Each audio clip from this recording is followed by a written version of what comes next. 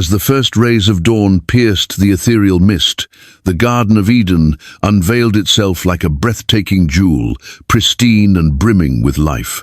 Dewdrops, like delicate crystals, adorned the tender petals of countless blossoms, reflecting the soft, golden light of the nascent day.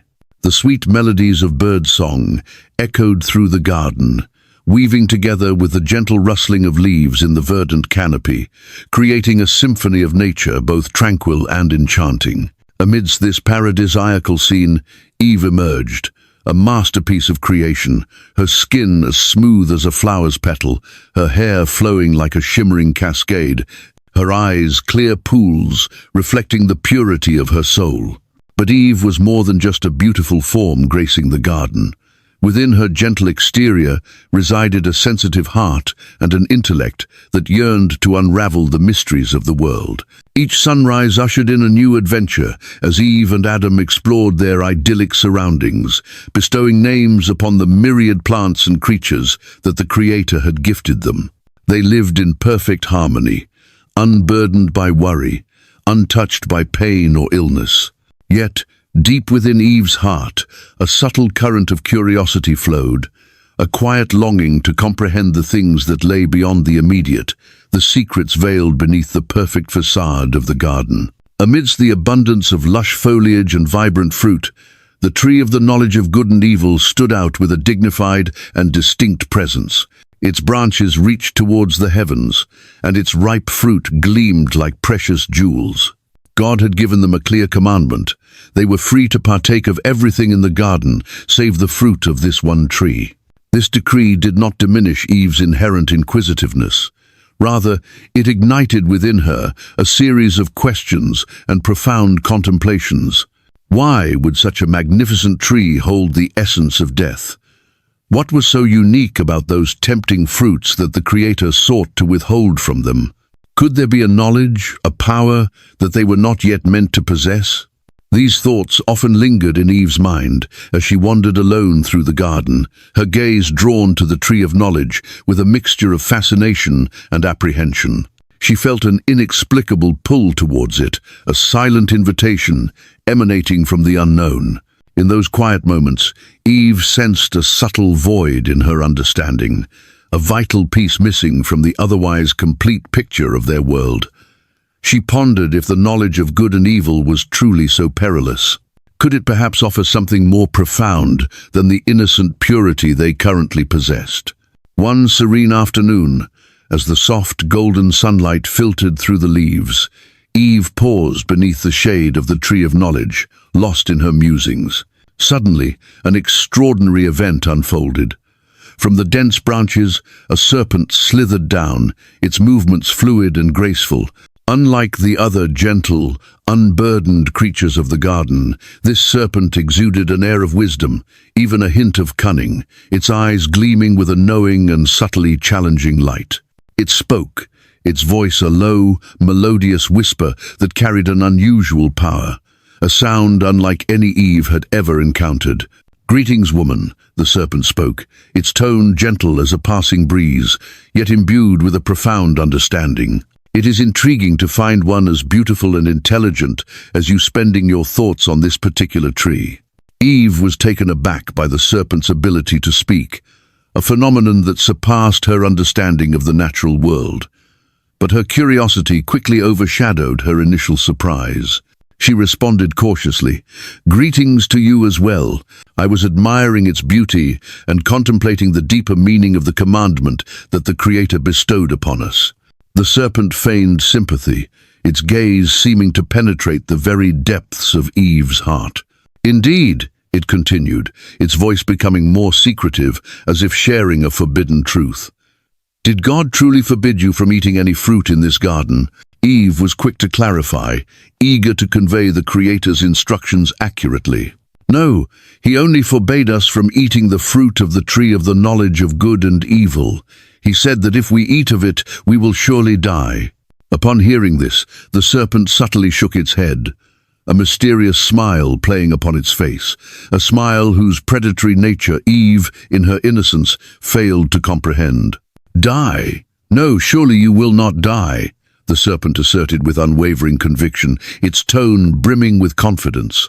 "For God knows that on the day you eat of it, your eyes will be opened, and you will become like God, knowing good and evil." The serpent's words struck Eve like a poisoned dart, sinking deep into her consciousness. They planted a seed of doubt concerning the goodness and truthfulness of her Creator. Why would he withhold something so inherently beneficial and noble? Could it be that he did not want them to attain wisdom and autonomy? The very notion of becoming like God pulsed with power and an almost irresistible allure. The serpent continued to pour its honeyed words into Eve's ear, painting a vivid picture of a new existence, a life no longer confined by innocence, but enriched by profound understanding, the freedom of choice, and an untapped potential. It stirred within Eve a latent pride, a yearning to transcend the boundaries set by God. She gazed at the fruit on the tree of knowledge, and suddenly they appeared more luminous and enchanting than ever before. Their colors seemed richer, their fragrance more intoxicating, as if beckoning and inviting her to uncover the secrets they held within. A powerful urge surged within Eve, a burning desire to taste, to experience, to break free from the confines of her innocent existence. In that fateful moment, Eve succumbed to the alluring whispers of the serpent, placing her faith in its seductive promises rather than the clear commandment of her Creator. She reached out and plucked a fruit, feeling the cool, smooth texture of its skin against her fingertips. Without a trace of hesitation, she raised it to her lips and took a bite. A sweet taste exploded on her tongue, a delightful sensation that quickly gave way to a strange awareness, a profound shift in her perception. She felt as if an invisible veil had been lifted, revealing a new horizon of understanding, yet simultaneously an unsettling emptiness and unease began to stir within her. With a heart pounding with anticipation, Eve carried the fruit to Adam and recounted the serpent's captivating promises. Adam, though perhaps harboring a fleeting doubt, was ultimately swayed by his love and unwavering trust in his companion, and he too partook of the forbidden fruit. Instantly, God's warning was fulfilled, though not in the manner they could have imagined. Their eyes were opened, not to the glorious wisdom the serpent had promised, but to their own nakedness and vulnerability. They felt shame, a completely novel and uncomfortable sensation, and hastily sought large fig leaves to cover their exposed bodies. The initial innocence and absolute harmony they had known vanished, replaced by self-consciousness, guilt, and an invisible chasm that began to form between them and their Creator. As the shadows of evening lengthened, God walked through the garden, as was his custom, to commune with humankind. But this time, he did not hear the joyful call of Adam and Eve. Instead, a chilling silence filled the air. When he called out, Adam and Eve attempted to hide from him amongst the dense foliage, fear gripping their hearts. When questioned about their actions, they could not bear to meet the gaze of their holy Creator. Adam blamed Eve, and Eve in turn laid the responsibility at the serpent's feet, each attempting to evade their own culpability. The consequences of their disobedience descended upon them, heavy and inescapable. God pronounced the hardships, toils, and sorrows that they and their descendants would endure throughout their earthly existence. They were banished from the Garden of Eden, losing the gift of immortality and their perfect communion with God and the beautiful natural world. Yet, even within the stern judgment, a faint glimmer of hope flickered. God promised that the offspring of the woman would crush the serpent's head, a prophecy of the ultimate triumph of good over evil, of the opportunity for redemption and salvation for humankind. Eve, the first woman, had made a decision that irrevocably shaped the entire course of human history. Her act was not simply one of disobedience, but also an expression of her thirst for knowledge, her exercise of free will, and a pivotal moment in the exploration of human nature.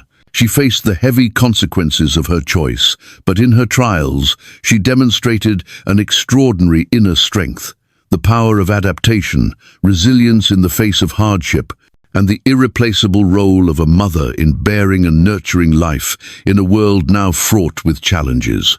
The story of Eve is not merely a cautionary tale about obedience. It is also a profound reminder of the complexity of human nature, the eternal struggle between curiosity and responsibility, between personal desire and divine will. The silent echoes from the Garden of Eden continue to resonate through the corridors of history, reminding us of the value of our choices and the boundless mercy of the Creator, who always offers his errant children a second chance for atonement and hope for a brighter future. The moment Adam and Eve stepped out from the gates of the Garden of Eden, they entered a world utterly foreign, harsh, and fraught with trials. Gone were the soft, verdant carpets beneath their feet, the trees laden with sweet fruit that seemed to beckon them. Instead, they found a parched earth, jagged with rocks and overgrown with thorny, spindly bushes. The air, once filled with the sweet fragrance of blossoms, now carried the scent of damp soil and the chill of the approaching dusk. Perhaps the most profound change occurred within themselves. The innocence and carefree spirit they once possessed had vanished, replaced by a heavy self-awareness, the gnawing pangs of guilt, and a vague unease about the future. They recognized their nakedness not just physically, but also spiritually, lamenting the loss of their sheltered home and their growing distance from the Creator. Eve, who had once enjoyed an effortless existence in the Risky garden, now faced the excruciating physical pain she had never before known. The prophecy of sorrow in childbirth became a stark reality, each contraction tearing through her body. Yet within that profound agony, a hidden strength also surged, the primal instinct of a mother striving to bring new life into the world. Eve's first tears were likely not just for the physical torment, but also for the weight of responsibility, for the bitter dawn of a new era. Adam, who had once easily gathered the garden's bounty, now had to toil and sweat to cultivate the barren land. Crude tools fashioned from stone and wood relentlessly calloused his hands. Weeds sprang up quickly, competing for life with the fragile seeds he planted. Harsh weather, scorching sun by day and bone-chilling cold by night, compounded the difficulty of their struggle for survival. In those arduous days, the love and bond between Adam and Eve became their sole source of strength. They learned together how to confront the challenges, sharing the burdens and encouraging each other to persevere. The recriminations and regrets of the past gradually subsided, replaced by a deep understanding and empathy. Eve was not just a partner, but a steadfast companion, helping Adam build a rudimentary shelter, search for food, and protect each other from the dangers lurking in the outside world. When their first children, Cain and Abel, were born, a sacred joy warmed Eve's heart. She poured her love and care into these small lives, teaching them the good things she could still recall from their life in the Risky garden, about gratitude towards the Creator, and warning them of the painful consequences of disobedience. The sound of children's laughter within their simple dwelling was a great comfort, a small flame of hope in their harsh existence. But tragedy struck unexpectedly and ruthlessly. The simmering jealousy in Cain's heart led to the devastating act of fratricide, the murder of his brother Abel. The grief of losing a child tore through Eve's soul, a pain far exceeding any physical suffering she had endured. She had witnessed the birth of malice and hatred within her own bloodline, a harrowing testament to the profound change in human nature after the consumption of the forbidden fruit. Eve's tears this time were not just of sorrow, but also of despair and doubt about the future of her progeny. In those dark days, Eve sought solace in Adam and in the fading memories of her earlier communion with the Creator. Though banished from the Risky garden, she still believed that God's love and providence watched over them. She clung to the promise of the woman's offspring who would triumph over evil, a small but precious spark of hope in the abyss of despair. Time continued its relentless march, bringing with it hardship and loss, but also moments of quiet resilience and flickering hope. Eve bore more children, and the lineage of Adam and Eve gradually spread across the face of the earth. They learned to cultivate the land, tend livestock, and build small communities. Eve became the great mother of humankind, not only birthing children, but also passing on to them her life lessons, her teachings about faith and perseverance. Eve's strength during this period lay not only in her physical endurance to cope with the harsh environment, but also in her mental fortitude to overcome loss and sorrow. She was the heart of her family, a source of encouragement for Adam, and the first teacher of her children. She taught them about compassion, forgiveness, and faith in a better future, grounded in the Creator's promise. Life outside the gates of paradise was a constant struggle, but it was in this very struggle that Eve's hidden strength was fully revealed.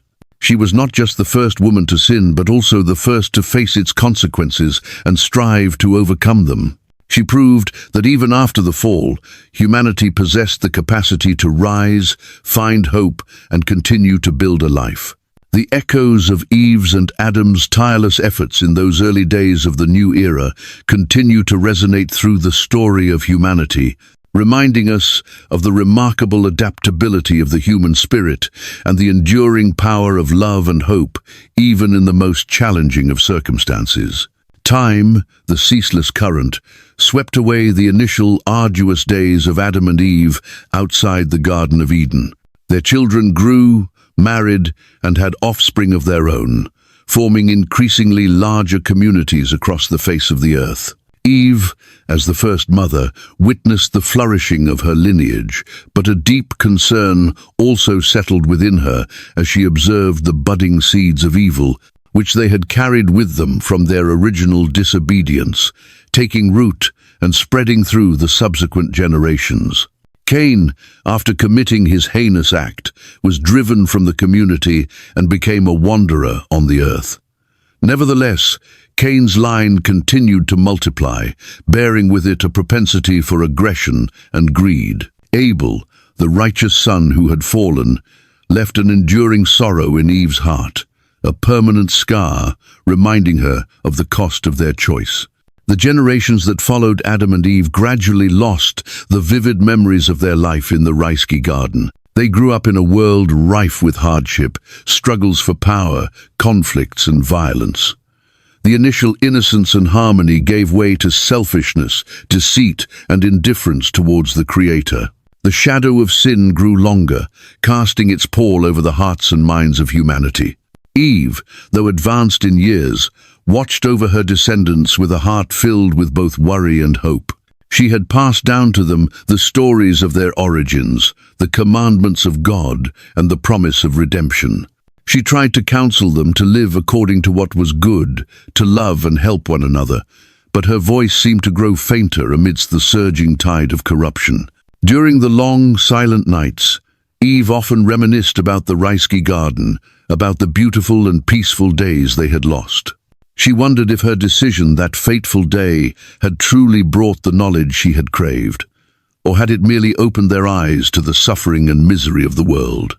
Regret still lingered within her, but at the same time, she sought to find meaning in the trials that her family and lineage were facing. Eve witnessed the advancements of humankind in building their lives.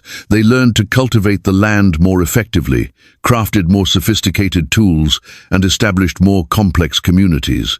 But her heart ached as she saw that material progress was not accompanied by spiritual growth. Greed and pride grew rampant, leading to wars and injustice. In her final years, Eve held steadfast to her faith in God's promise. She believed that no matter how deep the darkness, the light of ultimate redemption would still appear. She passed this faith on to her surviving children and grandchildren, urging them to always turn towards the Creator, seeking His guidance and forgiveness. Eve, the first mother of humankind, lived a life of profound change. From the innocence of the Risky Garden to the hardships and losses outside its gates. She bore the consequences of her choice, but also demonstrated an extraordinary strength in facing challenges and nurturing hope for the future of her descendants.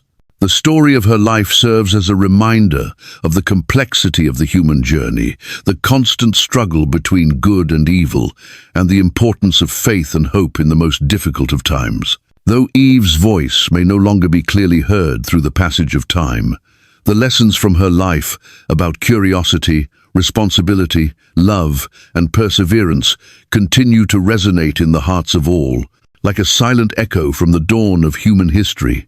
Generations had passed since the time of Adam and Eve. The human population had multiplied across the face of the earth, but tragically, moral decay had grown in proportion.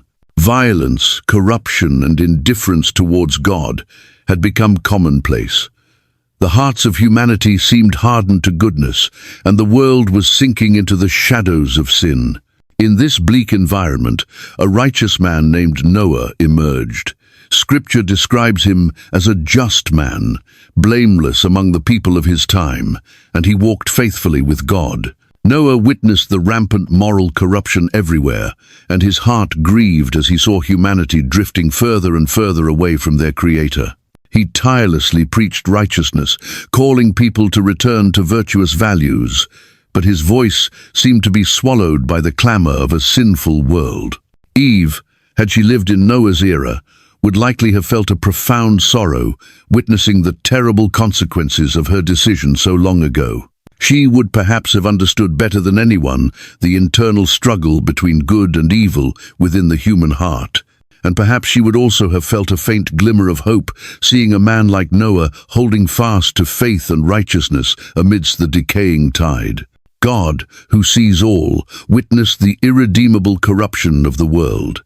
His heart ached for his creation that had strayed so far from the righteous path. And he made a decision to cleanse the world with a great flood, destroying all life, except for those who were righteous and the creatures chosen to preserve their kinds. In God's righteous anger, Noah found grace in his eyes.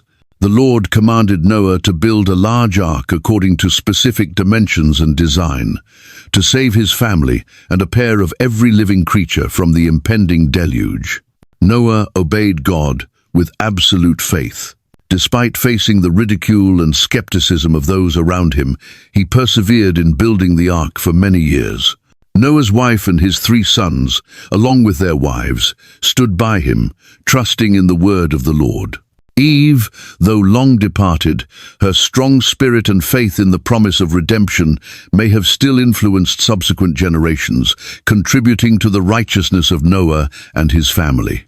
She had experienced the painful consequences of sin, and perhaps a deep understanding of that had helped her descendants to more deeply value righteousness and God's mercy. When the ark was complete, God brought to Noah a pair of every kind of animal, bird, and insect.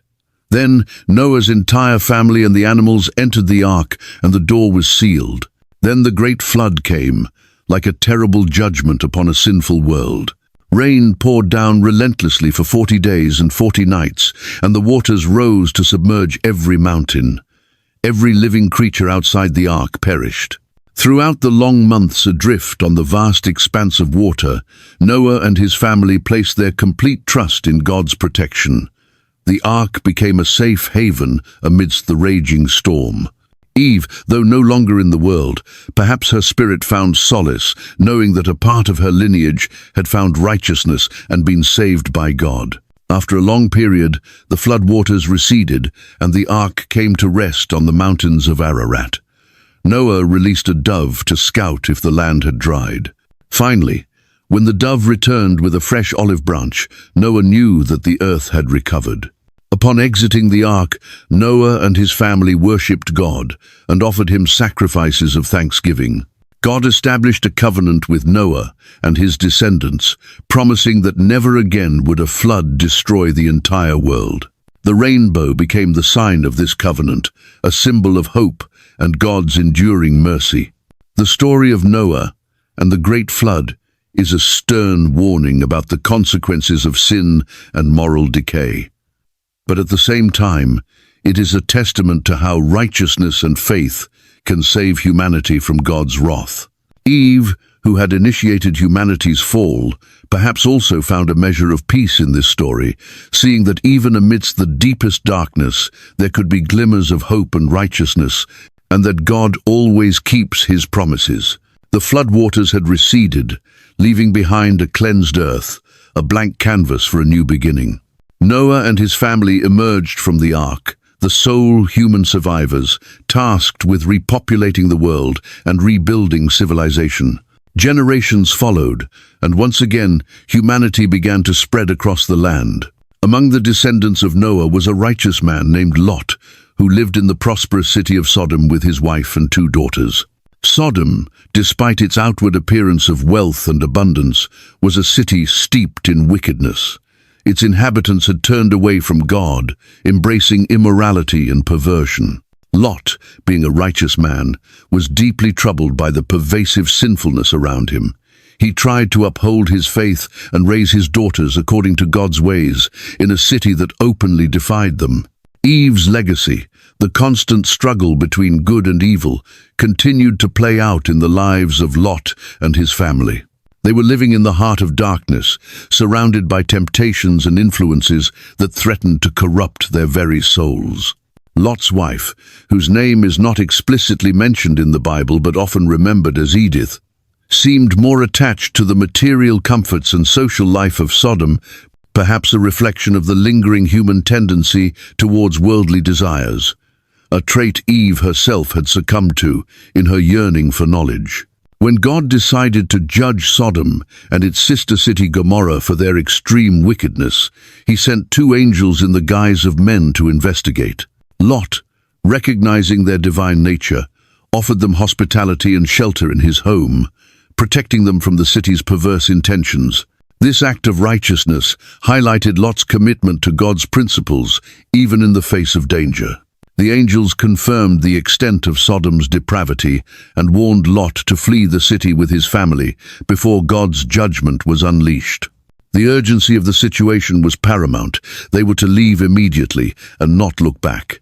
This command echoed the finality of the expulsion from Eden, another instance where disobedience to a divine instruction carried severe consequences.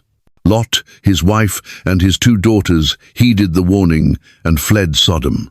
As they were escaping, amidst the chaos and impending destruction, Lot's wife disobeyed the angel's command and looked back at the city. In that instant, she was turned into a pillar of salt, a stark reminder of the cost of clinging to the past and disobeying God's direct orders. Her attachment to the familiar, even if it was steeped in sin, proved fatal, a tragic echo of the consequences Eve faced for her choice. Lot and his 2 daughters continued their flight, seeking refuge in the mountains. They were now refugees, stripped of their home and possessions, their lives forever altered by the destruction of Sodom. The weight of survival rested heavily on Lot and his daughters in this desolate and uncertain new reality. The daughters of Lot, whose names are not recorded in Scripture, found themselves in a vulnerable and precarious situation. Having lost their mother and their home, they were now dependent on their father in the isolation of the mountains. Their actions in the subsequent narrative have been a subject of much discussion and interpretation. Driven by the fear that they were the last remaining humans capable of continuing their family line after witnessing the utter destruction of their world, they made a fateful decision. Believing that there were no other men left on earth, they devised a plan to have children with their father.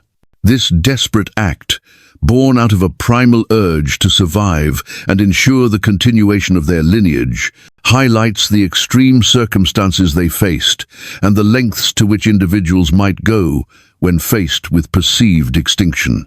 Their actions, while controversial, underscore the powerful instinct for survival and the complex moral dilemmas that can arise in the aftermath of catastrophe. The story of Lot and his daughters, particularly their actions in the mountains, serves as a stark and unsettling reminder of the devastating consequences of sin and judgment, the fragility of human existence, and the powerful, sometimes desperate, drive for survival and continuity. While Eve's transgression led to the fall of humanity, the daughters of Lot, in their own flawed way, sought to ensure its continuation after a near annihilation. Their tale, though difficult, adds another layer to the complex tapestry of women's roles and influences in the unfolding biblical narrative, showcasing their resilience and determination in the face of unimaginable loss and uncertainty. The narrative shifts from the catastrophic judgment upon Sodom to another story of a woman facing hardship and uncertainty. Hagar, the maidservant of Sarai, later Sarah.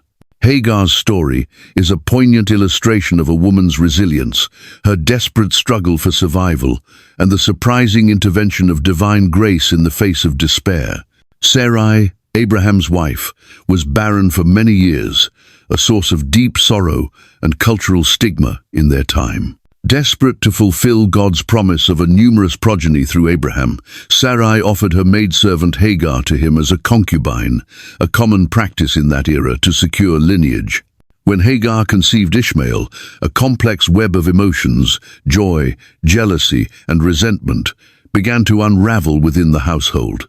Sarai, initially hoping for a solution to her barrenness, grew resentful of Hagar, who had now conceived while she remained childless.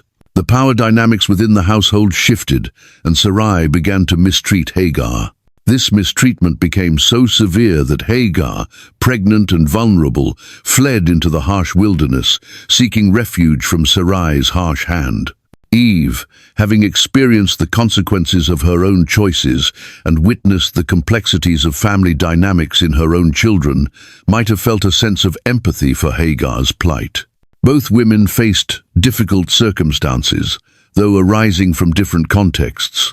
Eve's struggle began with a desire for knowledge, while Hagar's stemmed from the societal pressures of lineage and the ensuing jealousy within a household. Alone and lost in the unforgiving desert, Hagar's situation seemed hopeless. She was a woman without resources, pregnant, and far from any support. Despair must have begun to creep into her heart as she faced the very real possibility of perishing in the wilderness. This stark contrast to the abundance of Eden highlights the harsh realities that women and humanity as a whole faced after the fall. In this moment of utter desperation, a divine intervention occurred. The angel of the Lord found Hagar by a spring of water in the desert. The angel addressed her, asking about her flight and instructing her to return to Sarai and submit to her mistreatment, promising that her descendants would be numerous beyond counting.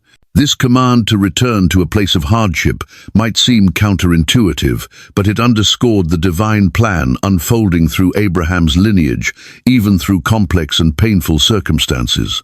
However, the angel also offered Hagar comfort and a profound promise. Her son would be named Ishmael, meaning God has heard, signifying that God had heard her affliction. Furthermore, the angel revealed the nature of Ishmael's future, describing him as a wild donkey of a man, whose hand would be against everyone and everyone's hand against him, yet he would live in hostility toward all his brothers. This prophecy, while perhaps not immediately comforting, indicated that Ishmael and his descendants would have a significant, though perhaps tumultuous, place in the world. This encounter was a pivotal moment for Hagar. In her despair, God had seen her, heard her cries, and offered a future for her and her son. This divine attention bestowed upon a marginalized woman in the wilderness is a powerful testament to God's care for all of humanity, regardless of their social status or circumstances. Hagar's response to this encounter is remarkable. She gave a new name to the Lord who had spoken to her. "You are the God who sees me," for she said, "I have now seen the one who sees me." This recognition of God's attentiveness to her plight in the desolate wilderness speaks volumes about her faith and her understanding of God's character. The well where this encounter took place was subsequently named Bir Lahai Roy, meaning Well of the Living One who sees me, a lasting reminder of God's compassionate intervention in Hagar's life. Hagar then returned to Sarai and gave birth to Ishmael. Her story, though marked by hardship and displacement, is ultimately one of strength, resilience, and divine favor. She faced the harsh realities of a patriarchal society, the pain of jealousy and mistreatment, and the vulnerability of being a single mother in the wilderness. Yet she persevered, sustained by the promise of God and her own inner fortitude. Hagar's experience echoes the challenges faced by many women throughout history who have had to navigate difficult social structures and fight for their survival and the well-being of their children. Her story stands as a powerful reminder that even in the most desolate circumstances, God sees, hears, and can provide a future filled with promise. Her strength as a mother, her resilience in the face of adversity, and her faith in the God who sees her make Hagar a significant, though often overlooked, figure in the tapestry of biblical women. The narrative shifts to the land of Canaan, where the Israelites, after their long sojourn in the wilderness following the exodus from Egypt, stood poised to enter the promised land. The city of Jericho stood as a formidable obstacle, its walls high and its defenses strong.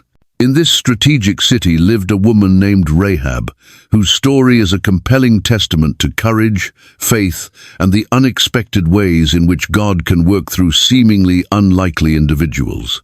Rahab was a prostitute, a profession often marginalized and looked down upon in ancient societies. Yet, her actions demonstrate a profound understanding of the unfolding divine plan and a willingness to risk everything for what she believed to be right. Eve, in her initial innocence, was deceived by the serpent, while Hagar, though a victim of circumstance, found solace in divine intervention. Rahab, however, consciously chose a path that defied her own community and aligned her with the people of God. As the Israelites prepared to conquer Jericho, Joshua, their leader, sent 2 spies to scout out the city and its defenses. These spies sought refuge in Rahab's house, which was built into the city wall, a location that provided both access and a degree of anonymity. When the king of Jericho learned of the Israelite spies within the city, he sent men to Rahab's house demanding that she bring them out. In this critical moment, Rahab displayed remarkable courage and cunning. She hid the 2 men under stalks of flax drying on her roof and told the king's men that the spies had indeed been there, but had already left the city before the gates were closed. Her quick thinking and decisive action saved the lives of the Israelite spies. Rahab's motivation for protecting the spies was not simply an act of kindness to strangers. She revealed to them that she and the people of Jericho had heard of the great things that the God of Israel had done for his people, how he had dried up the Red Sea for them, and how he had defeated the Amorite kings, Sihon and Og. This knowledge had filled the inhabitants of Jericho with fear, and Rahab had come to believe that the God of Israel was the true God, the one who held the power to deliver the land.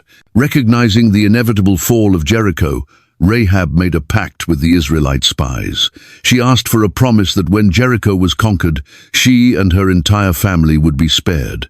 The spies agreed, instructing her to tie a scarlet cord in the window through which she had let them down, as a sign for the Israelite army to pass over her house during the attack. Rahab's faith was not just intellectual assent, it was a conviction that led to action. She risked her own life by hiding the spies and deceiving her own people. Her allegiance shifted from her city, which was destined for destruction, to the God of Israel, whom she believed held the future.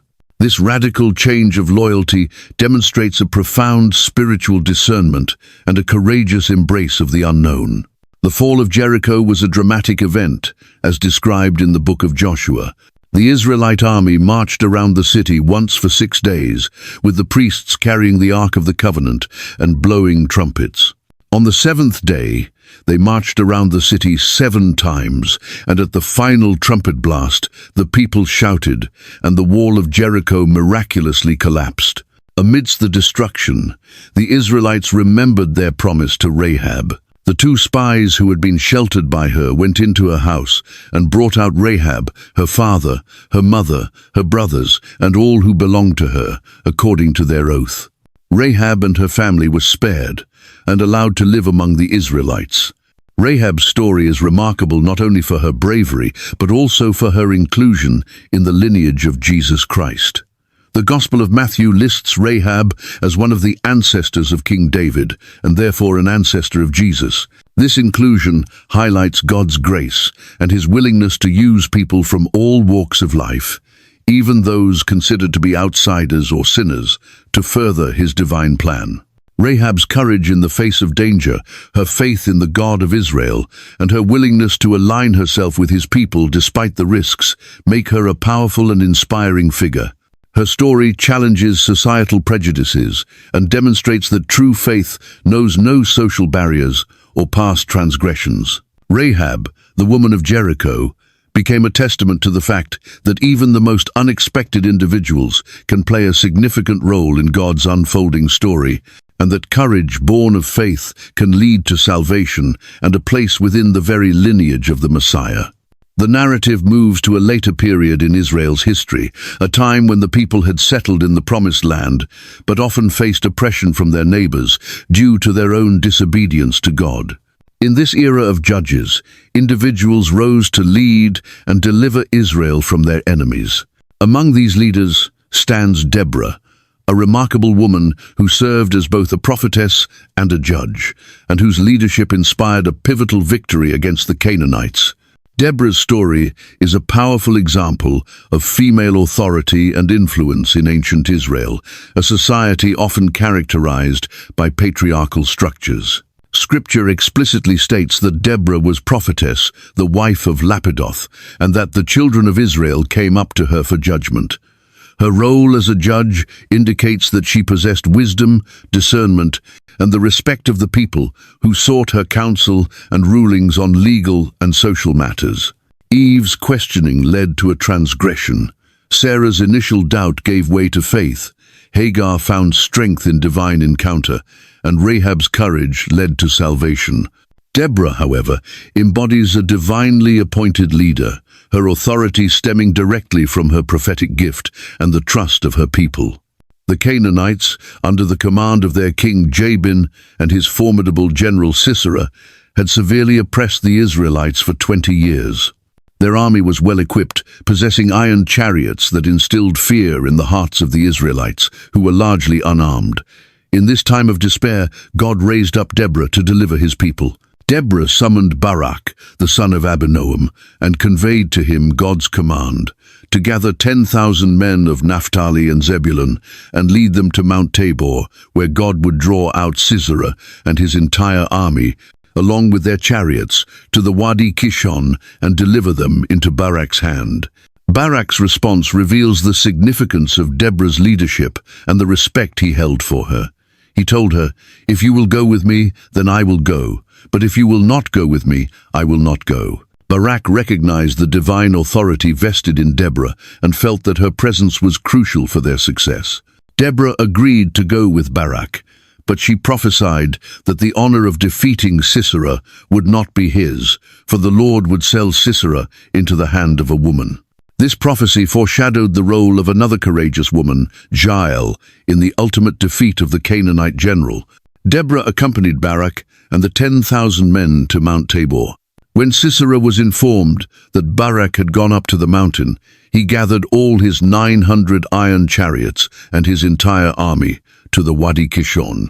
As Barak descended from Mount Tabor with his 10,000 men, Deborah declared, "Go, for this is the day the Lord has delivered Sisera into your hands. Has not the Lord gone ahead of you?"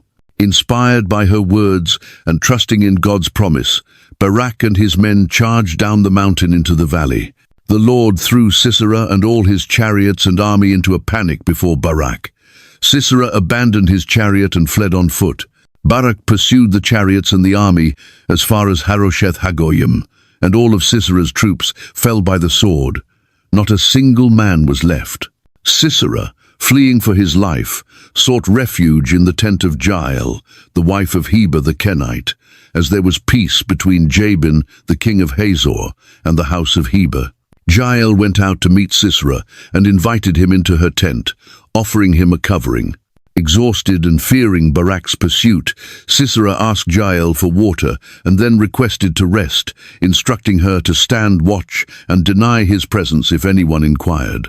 While Sisera slept, Jael took a tent peg and a hammer, quietly approached him, and drove the peg through his temple into the ground, and he died.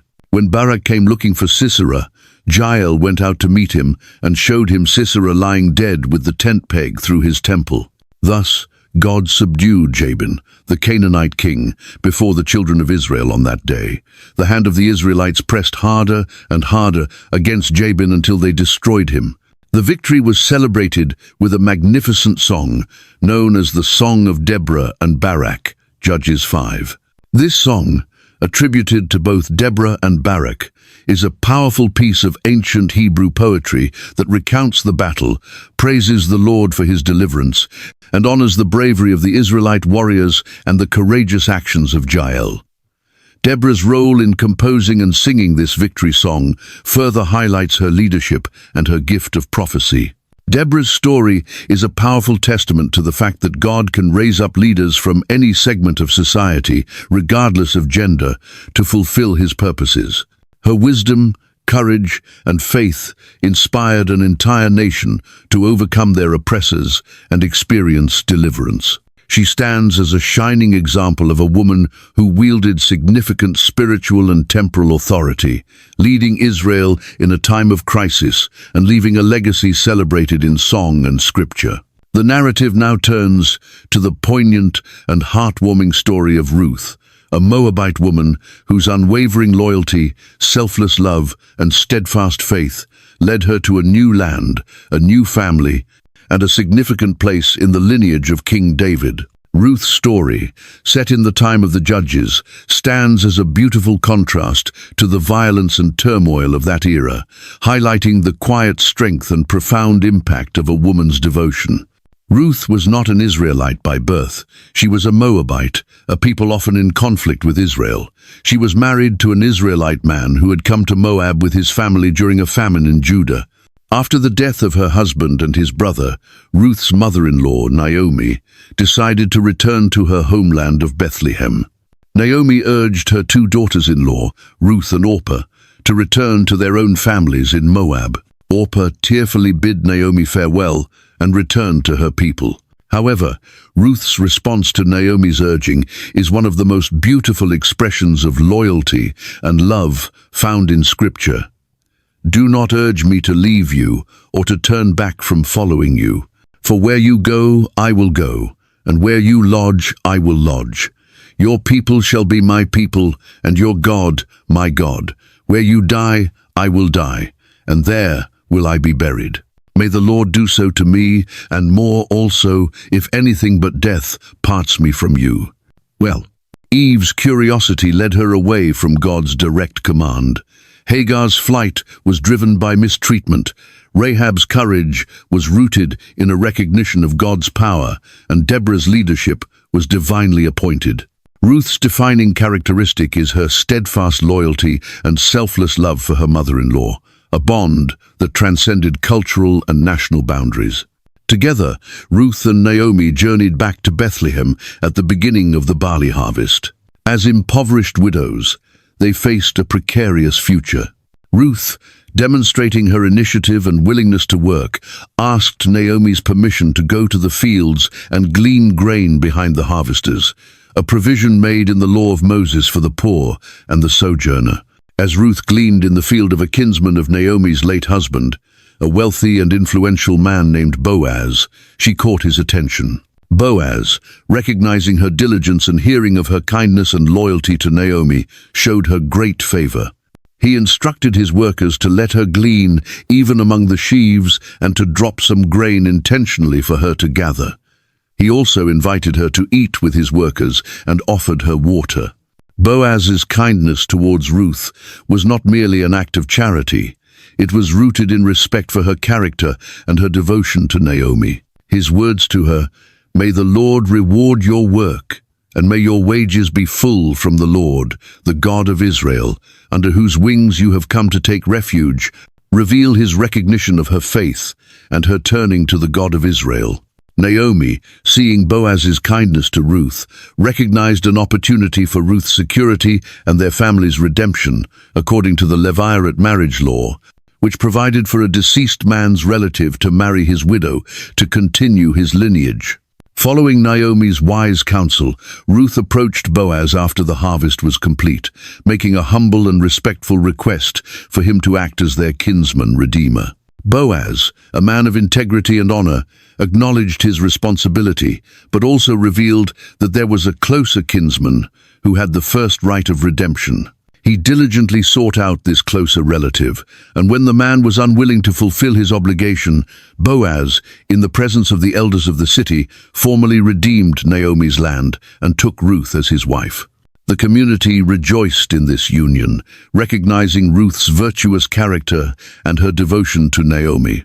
They blessed Boaz and Ruth, saying, "May the Lord make the woman who is coming into your house like Rachel and Leah, who together built up the house of Israel. May you act worthily in Ephrathah and be renowned in Bethlehem. And may your house be like the house of Perez, whom Tamar bore to Judah, through the offspring the Lord will give you by this young woman." The Lord blessed Boaz and Ruth, and she conceived and gave birth to a son, who they named Obed. The women of Bethlehem said to Naomi, "Blessed be the Lord, who has not left you this day without a kinsman redeemer, and may his name become famous in Israel. He shall be to you a restorer of life and a nourisher of your old age, for your daughter-in-law who loves you, who is more to you than 7 sons, has borne him." Obed became the father of Jesse, who was the father of King David. Thus, Ruth, the Moabite woman, who had shown such extraordinary loyalty and love to her mother-in-law and had embraced the God of Israel, became a direct ancestor of the most beloved King of Israel and ultimately of Jesus Christ. Ruth's story is a beautiful illustration of how love, loyalty, and faith can lead to unexpected blessings and redemption. Her journey from Moab to Bethlehem, from widowhood to becoming a respected member of the Israelite community, and her place in the royal lineage demonstrate the transformative power of a woman's virtuous character and her willingness to embrace God's plan, even when it leads her down unfamiliar paths. Her story continues to inspire as a testament to the enduring power of human connection and the boundless grace of God.